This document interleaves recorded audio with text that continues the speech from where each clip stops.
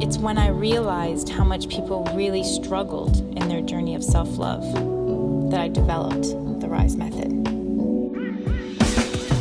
Through my personal experience and my experience of helping so many, I was able to identify the struggle coming from a lack of awareness of what was truly occurring beyond what the eyes could see. The part of our reality that consists of 90 to 95% of the truth. The best way to describe how I saw this was to imagine people walking around in life living blindfolded, not knowing they were blindfolded.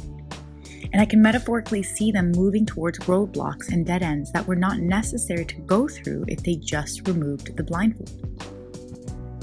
This blindfold symbolizes the fear that controls our ability to see the full truth in any given moment. This leads us to misinterpret our experiences in ways that creates more misunderstanding, more disharmony, more agony, more sabotage, and just more pain. We struggle to truly see love in any circumstance.